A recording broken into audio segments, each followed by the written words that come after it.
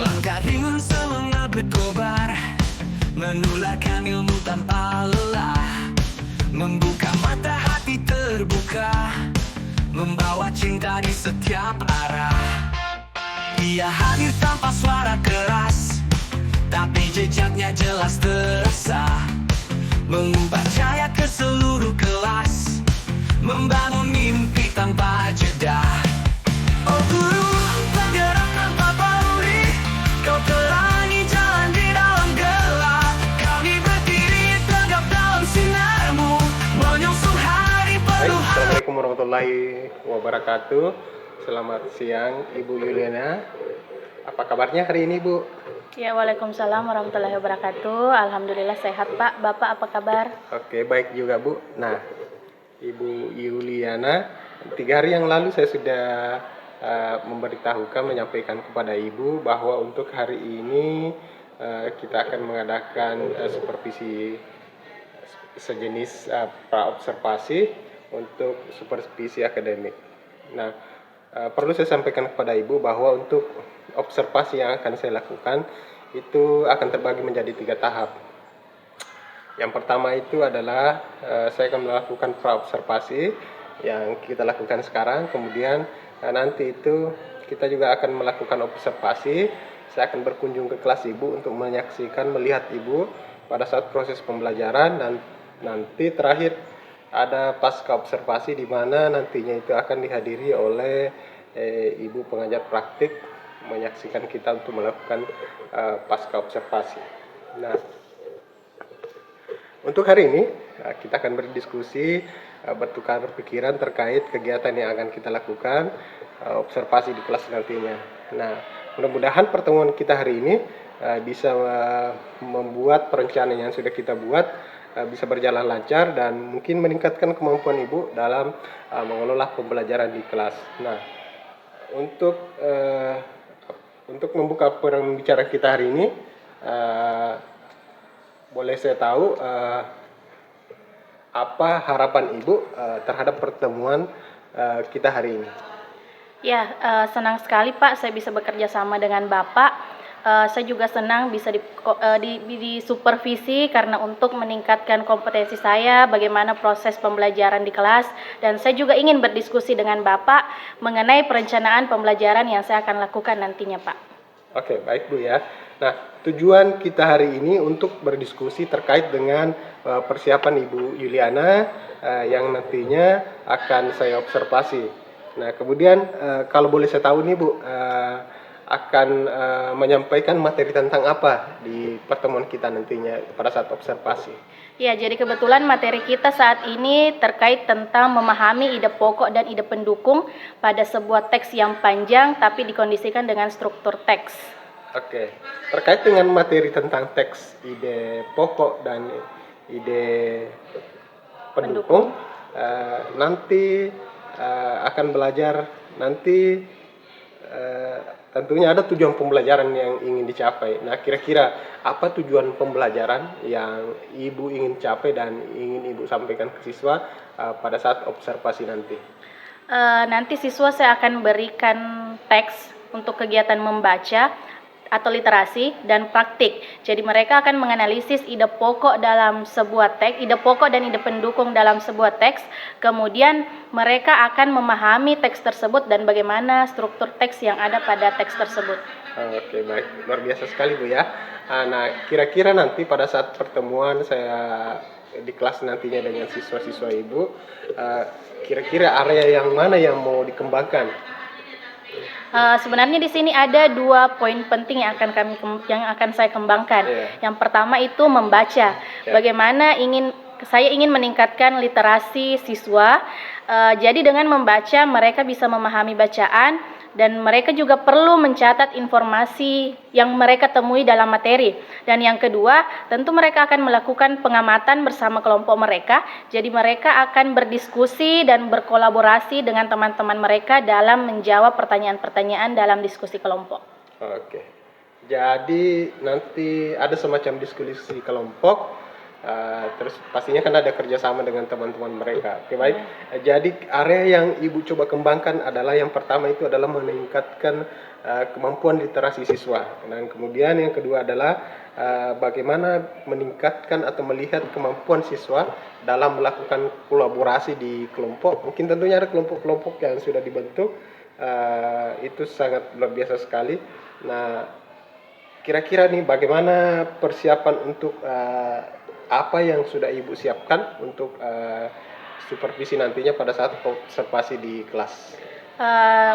Jadi sebelumnya saya telah membuat RPP yang berdiferensiasi, yang mencoba mencantumkan KSE dari budaya positif. Seperti yang pernah Bapak sampaikan pada bimbingan sebelumnya, bahwa bagaimana mencantumkan KSE dalam RPP. Selain RPP, saya juga telah menyusun LKPD yang berbeda untuk ketiga kelompok. Jadi selain itu juga saya akan menyiapkan alat peraga. Kemudian yang paling penting juga saya telah menyiapkan asesmen penilaian. Bentuk penilaiannya nanti ada 3 kelompok yang akan saya bagikan, yang digunakan untuk menilai mereka saat mengerjakan tugasnya nanti. Oke, alhamdulillah Bu ya. Nah, kalau boleh tahu nih Bu, bagaimana dengan strategi yang coba Ibu gunakan di RPP-nya, dan bagaimana nanti strategi itu diterapkan di kelas? Jadi saya mencoba, jadi nanti kita akan belajar tentang ide pokok dan ide pendukung. Jadi strateginya begini Pak, saya mencoba untuk menerapkan cara berdiferensiasi berdasarkan asesmen awal yang telah saya lakukan. Saya melihat bahwa dari minatnya anak-anak ada 3, auditory, visual, dan kinestetik. Nah, untuk yang pertama misalnya secara visual, saya akan membagikan mereka gambar, kemudian akan menentukan atau membaca gambar tersebut. Kemudian ada ada visual, mereka akan mengamati lewat gambar-gambar. Kemudian ada auditori, mereka akan saya bagikan video pembelajaran, kemudian mengamati dan dapat menggali pemahaman mereka dari video tersebut. Dan yang ketiga, saya lihat karena ada anak-anak yang super aktif yang luar biasa, maka dari itu saya memberikan mereka praktik langsung untuk menentukan ide pokok dan ide pendukung lewat teks yang telah disiapkan. Oke, luar biasa rencananya ya. Nah, Ibu akan menggunakan pembelajaran diferensiasi di kelas. Tentunya di sini Ibu menggunakan atau mempertimbangkan gaya belajar yang 3 gaya belajar itu, audio, kemudian kinestetik, dan visual. Nah, sepertinya saya sudah tidak sabar ingin ke kelas Ibu. Bagaimana nantinya menyaksikan Ibu menggunakan gaya belajar ini sebagai strategi untuk mewujudkan pembelajaran di kelas. Nah, kapan nih Ibu akan melaksanakan proses pembelajaran di kelas ini? Kebetulan jadwalnya itu mungkin hari Selasa nanti saya akan melakukan pembelajaran tersebut. Oke, berarti di hari Selasa Bu ya? Iya Pak. Oke, di hari Selasa Ibu Liana akan melaksanakan supervisi akademik. Saya akan melakukan hal-hal yang melihat atau memantau hal-hal yang apa saja yang terjadi di kelas Ibu. Kemudian setelah itu akan melakukan kegiatan pembelajaran, percakapan, atau nanti mungkin tadi saya sampaikan di awal, setelah melakukan observasi kita akan melakukan percakapan kembali pasca observasi namanya, dan tentunya nanti akan dihadiri oleh Ibu pengajar praktik akan bersama kita untuk menyaksikan pasca observasi ini. Nah, kira-kira apa yang Ibu dapatkan dari percakapan kita hari ini, Bu? Saya mendapatkan hal yang luar biasa. Yang pertama itu ada gambaran untuk saya besok seperti model dan strategi pembelajaran. Saya juga mendapatkan media pembelajaran yang saya akan tampilkan untuk pembelajaran besok. Oke, baik Bu, terima kasih banyak atas waktunya dan bersedia untuk berbincang-bincang. Waktu yang singkat, saya kira bermakna ini, dan kita akan ketemu lagi Bu di kegiatan observasi di kelas Ibu. Sampai bertemu di kegiatan observasi pada saat jadwal yang kita sudah buat. Terima kasih banyak. Assalamualaikum warahmatullahi wabarakatuh. Waalaikumsalam warahmatullahi wabarakatuh.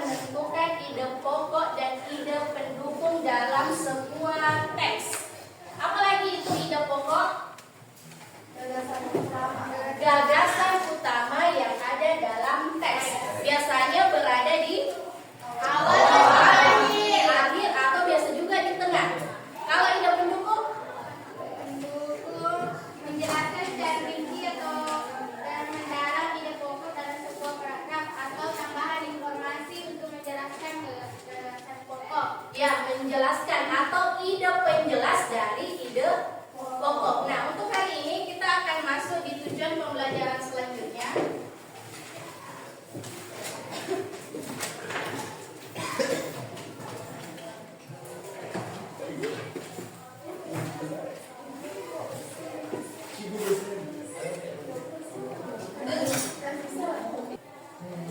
Oke, pada kesempatan kali ini kita akan menganalisis ide pokok dan ide pendukung pada sebuah teks yang panjang. Maksudnya, sebelumnya kan kita sudah menentukan ide pokok dan ide penjelas dari sebuah teks. Satu teks saja toh. Jadi kali ini kita akan menentukan sebuah teks, ide pokok dan ide penjelas dari sebuah teks yang panjang. Namun ditentukan teks apa yang akan kita cari. Nah, kebetulan ada dua jenis buku atau teks. Ada yang berbentuk fiksi dan ada yang berbentuk non fiksi. Yang mana lagi ini dikatakan fiksi? Kenyataan. Tidak terbalik. Oh, tidak nyata. Dia tidak nyata atau hanya berupa khayalan. Yang mana contohnya?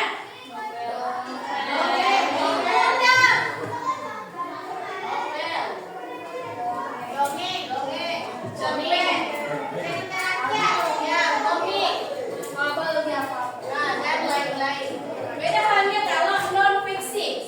Non fiksi ini yang bagaimana? Nyata, yang berdasarkan kenyataan, fakta. Yang mana contohnya? Ensiklopedia. Rancangan Prabowo. Sebuah teks. Misalnya cerita rakyat dia masuk fiksi. Contoh misalnya berita. Ya, contoh misalnya biografi. Pernah belajar biografi sebelumnya? Biografi itu harus berdasarkan kenyataan. Contoh misalnya skripsi. Skripsi ini didapat atau akan kita lakukan kalau menempuh pendidikan S1. Contoh lain misalnya ada artikel, ada esai, dan ada jurnal. Nah, yang akan kita lakukan nanti adalah kita akan mencari contoh esai. Jadi menentukan ide pokok dan ide penjelas dalam sebuah esai. Namun sebelum daripada itu kita akan membentuk kelompok baru. Kenapa perlu membentuk kelompok baru? Kelompok sebelumnya sebenarnya Ibu rasa sudah bagus. Namun dalam hal ini kelompoknya Faiz untuk tugas kali ini membutuhkan bimbingannya dari teman-teman yang lebih mampu. Contoh misalnya kemarin videonya sudah mantap sekali Faiz videonya. Tapi ternyata ada bantuan editor dari Alisa. Toh? Jadi kali ini kelompoknya Faiz mungkin kita akan bagi-bagi ke kelompok yang lain. Kelompok 1 ada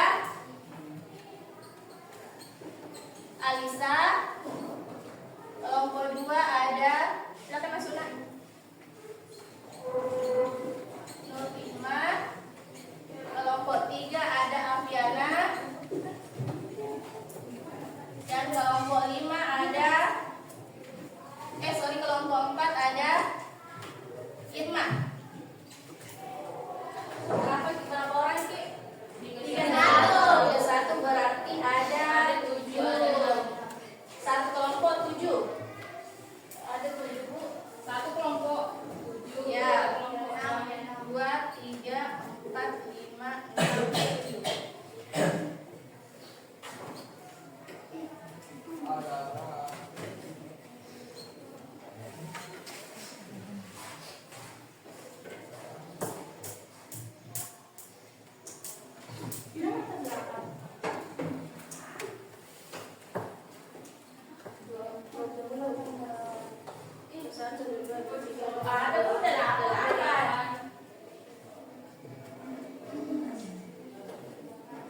Siapa yang butuh 8? Ya. Oke, masing-masing ketua kelompok silakan ke depan. Silakan pilih anggota kelompoknya sendiri. Setiap kelompok harus ada laki-lakinya. Irma mana Irma?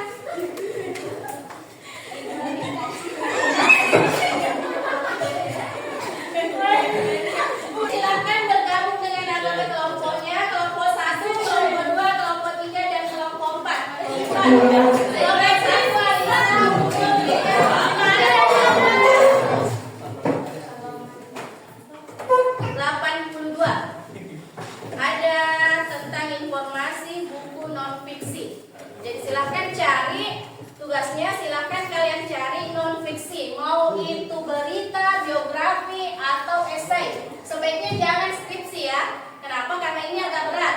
Jadi silakan cari kalau mau lebih mudah biografi atau esai. Kemudian tentukan sesuai dengan tabel. Apa judulnya, penulisnya, penerbitnya, tahun terbitnya, ide pokoknya, ide penjelasnya, sampai dengan hal yang menarik pada teks yang kalian temukan. Oke? Nah, contoh misalnya berita yang Ibu dapat tadi ada pemilu 2024 pemilih cerdas. Kira-kira kalau kita lihat dari sini siapa penulisnya?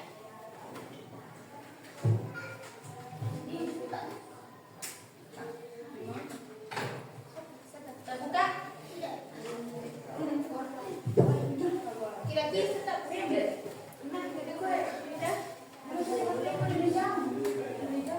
Goldenia. Bisa? Bisa. Siapa penulisnya? Komang Aryansa. Komang Aryasa. Kemudian penerbitnya? Universitas Pendidikan Ganesha. Kemudian kita lihat dulu, kita langkah yang ini. Kemudian kita lihat ide pokok paragraf pertama.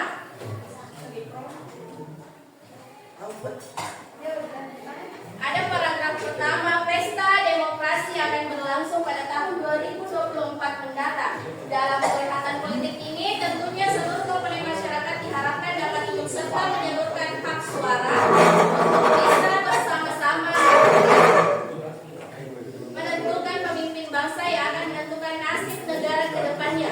Generasi muda yang disebut sebagai generasi emas, keikutsertaannya sangat diharapkan. Yang mana Faiz? Biografi ditulis bisa. Di situ ada ringkasan biografi.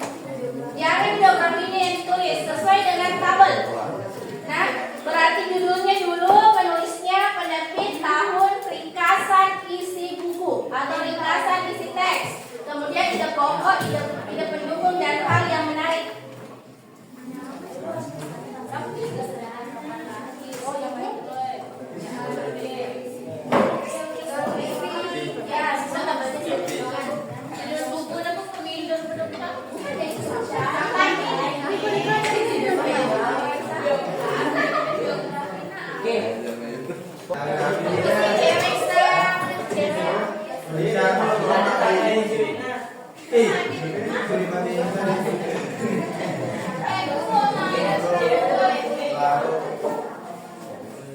Oh, jadi tempe ini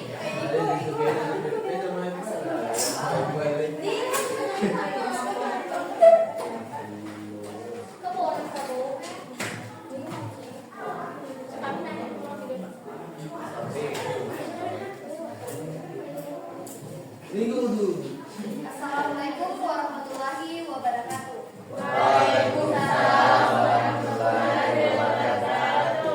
Terima kasih atas kesempatan yang telah diberikan kepada kelompok kami.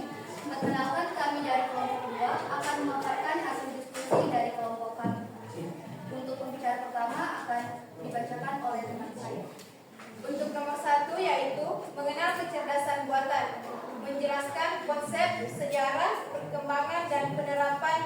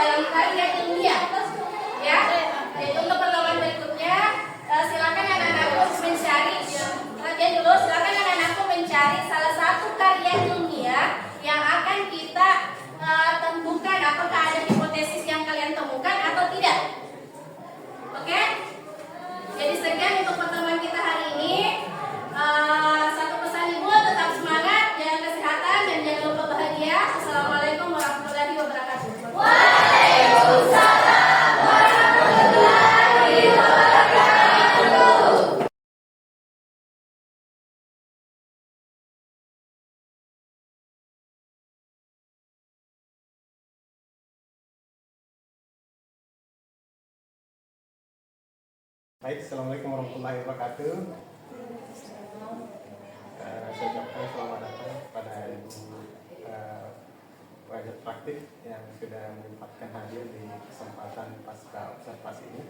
Nah, untuk hari ini ada tujuannya adalah untuk melakukan evaluasi terhadap observasi yang sudah dilakukan di kelas Ibu Yuliana, terus kemudian melakukan refleksi terhadap kegiatan observasi tersebut. Mungkin bisa langsung saya mulai. Baik, Assalamualaikum warahmatullahi wabarakatuh. Waalaikumsalam warahmatullahi wabarakatuh.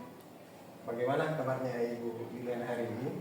Alhamdulillah Pak, sehat. Bapak apa kabar? Oke, baik juga. Terima kasih banyak sudah menyempatkan hadir. Jadi perlu saya sampaikan bahwa tujuan kita hari ini adalah saya ingin mengobrol dengan Ibu tentang observasi yang sudah dilakukan di kelas beberapa hari yang lalu. Dari observasi tersebut, kira-kira bagaimana perasaan Ibu setelah diobservasi? Sebenarnya perasaan saya agak sedikit deg-degan karena pertama kalinya juga diobservasi oleh Bapak dan sedikit khawatir. Takutnya nanti melakukan kesalahan dan tidak sesuai dengan ekspektasi. Baik, kan pada saat observasi tersebut saya hadir sebagai supervisor. Kira-kira bagaimana perasaan Ibu dengan kehadiran saya di kelas?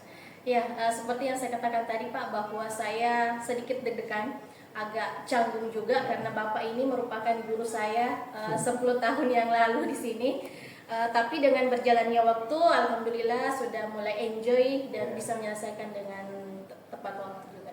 Nah, kemudian pada saat observasi, bagaimana bisa Ibu gambarkan sedikit bagaimana proses kegiatan pembelajaran yang Ibu lakukan di kelas? Ya, jadi proses pembelajaran yang dilakukan itu saya telah menyusun RPP berdiferensiasi.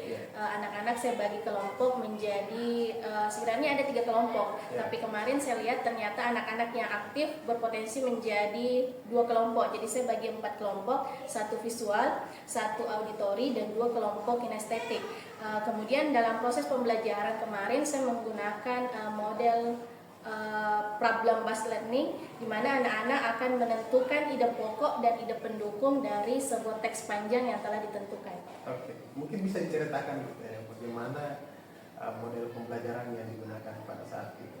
Jadi anak-anak saya kasih sebuah teks, ada video, kemudian dia akan bekerja sama dengan kelompok-kelompoknya menentukan ide pokok dan ide pendukung dari teks tersebut. Setelah nanti ditentukan, perwakilan kelompok akan memaparkan di depan kelas bagaimana hasil diskusi dengan teman-temannya. Oke, baik Bu. Nah, di catatan saya seperti perencanaan yang Ibu sudah buat, perencanaan pembelajaran yang Ibu buat itu sudah berjalan sesuai dengan apa yang direncanakan, di mana misalnya Ibu masukkan pembelajaran diferensiasi sudah ada.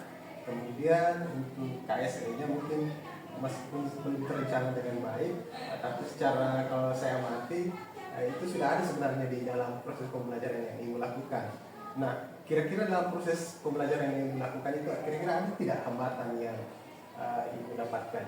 Ya, mengenai hambatan ternyata masih ada ya peserta didik yang merasa mungkin tidak bertanggung jawab akan kerja kelompoknya. Dia merasa bahwa ada temanku ini yang bisa diandalkan, bisa bekerja, sehingga dia tidak tertantang bahwa saya juga punya tanggung jawab yang harus saya selesaikan. Oke. Nah, kira-kira masih ada tidak hambatan lain selama proses itu, Bu? Iya, ada. Misalnya setelah saya bagi ke dalam kelompok-kelompok tadi, ternyata ada beberapa anak yang kurang setuju dengan kelompoknya. Bisa jadi mungkin dia tidak bersama dengan teman akrabnya, atau mungkin dia tidak nyaman dengan teman kelompoknya saat itu, sehingga dia melapor bahwa Bu, bisa tidak saya pindah, sedangkan menurut saya ini sudah saya bagi sesuai dengan gaya belajar mereka. Nah,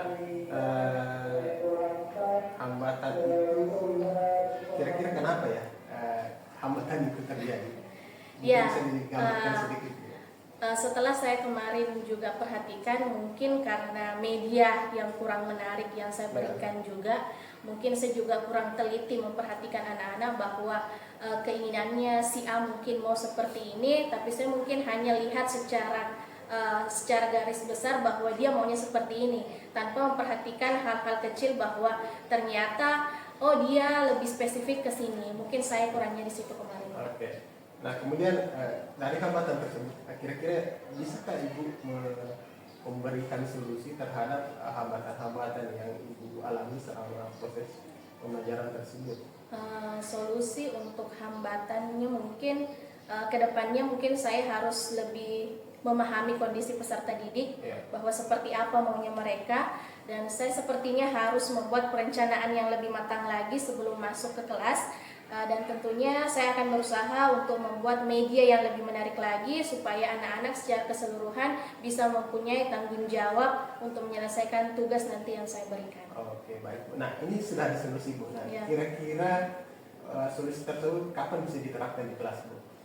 Sepertinya semoga bisa ya Pak pertemuan Ya. berikutnya supaya lebih cepat. Artinya Ibu sudah membuat perencanaan dari solusi yang Ibu sudah dapatkan, kemudian membuat perencanaan. Mungkin dalam waktu dekat atau di pertemuan berikutnya Ibu sudah bisa terapkan ya. Oke, baik Bu. Terima kasih atas waktunya. Kemudian mungkin terakhir, kira-kira dari semua itu apa dukungan yang Ibu butuhkan terhadap solusi misalnya di kelas apa lagi yang Ibu butuhkan untuk memenuhi semua ekspektasi Ibu terhadap proses pembelajaran di kelas supaya berjalan dengan lancar. Ya, saya mungkin membutuhkan, kemarin mungkin memang saya tidak menggunakan alat peraga misalnya LCD.